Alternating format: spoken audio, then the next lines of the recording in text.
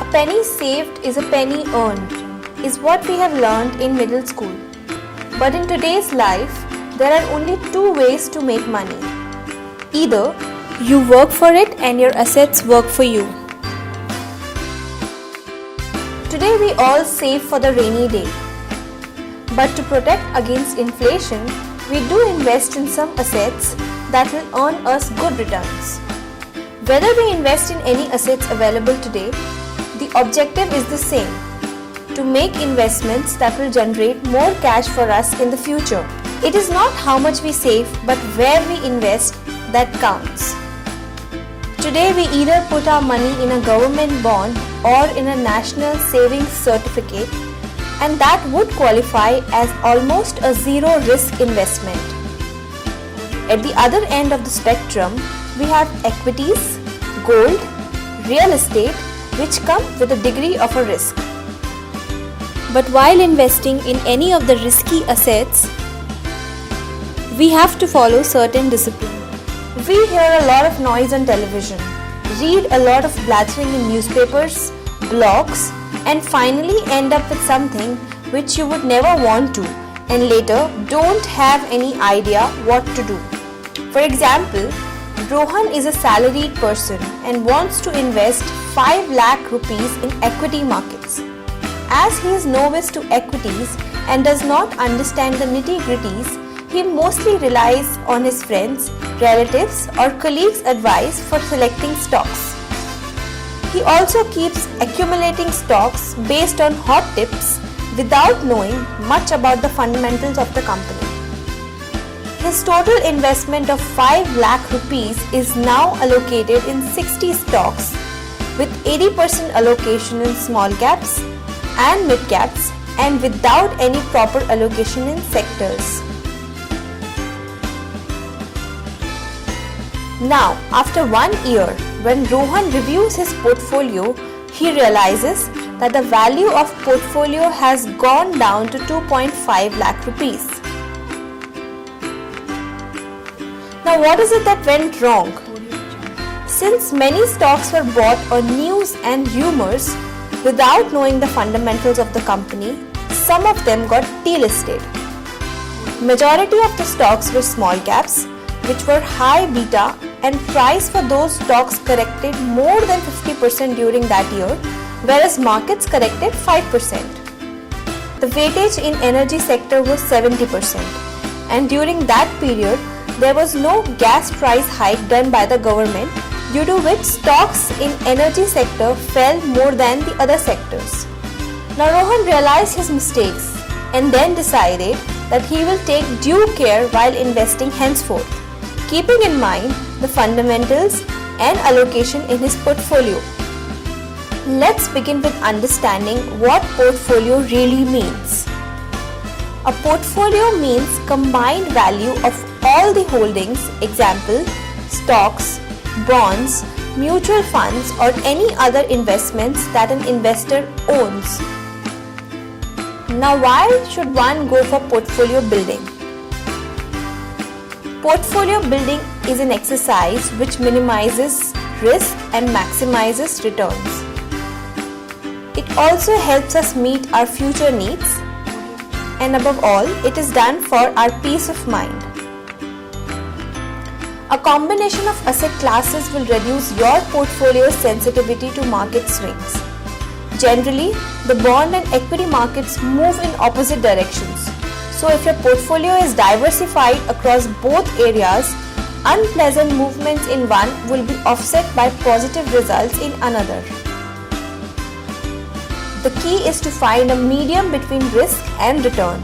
This ensures that you achieve your financial goals while setting a good night's rest. So let's try to find out answers to some of the questions in managing an equity portfolio. Sharekhan, your very own guide to the financial jungle, is on an initiative to help you build your portfolio. To begin with, let's start off with how should one select stocks. Although there are more than 6,000 publicly traded companies, the core of your stock portfolio should consist of financially strong companies with above average earnings growth. Surprisingly, there are only about 200 stocks that fit that description. As a general rule, stocks with moderately above average growth rates and reasonable valuations are the best buys. There are other factors like management, annual report, ratio, cash flow, etc. How many stocks should be in a portfolio?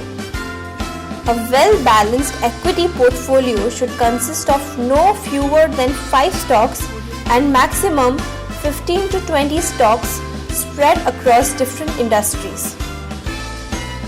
Now let's talk about diversification. What is diversification and the rationale for having diversification? Diversification can be across asset classes like equity, gold, mutual fund, debt funds, etc. Further, equity can be diversified across different sectors. Diversification is needed to maintain a disciplined long-term investment strategy to reduce risk and bring stability in a portfolio.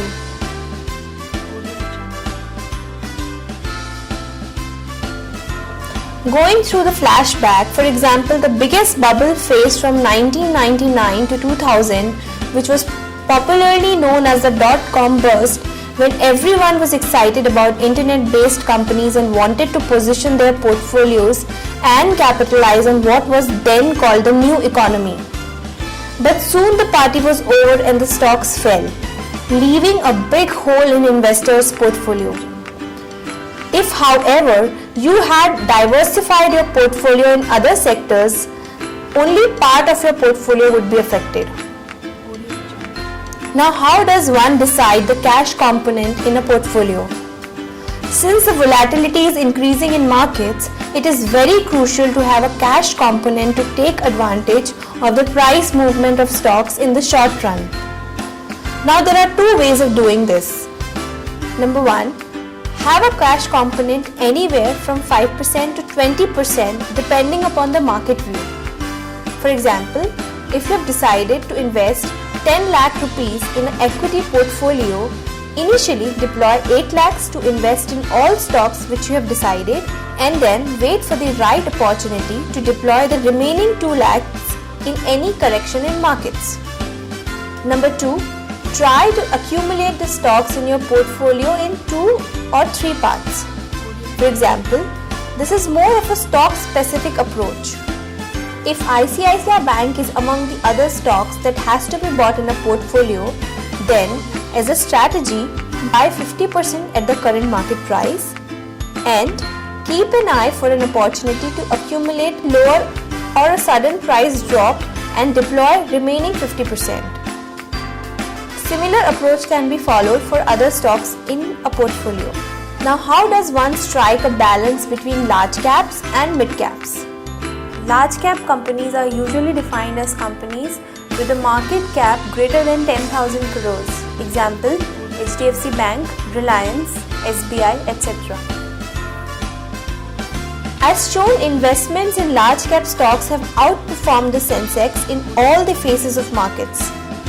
Since these are steady companies and provide stability during volatile times, it is advisable to have more exposure in a portfolio. Now, mid-cap companies are often new companies, which are fast-growing and a bit risky. These companies may return a very high profit but might also go down by a large percentage. An ideal equity portfolio should be something like this. Now, when should one exit out of any particular stock? One can exit a stock when the original price target is reached and there is no further upward revision in the price target, or when the fundamentals of the companies have worsened. Therefore, one needs to review the fundamentals of the company again and again and hold if convinced with the story.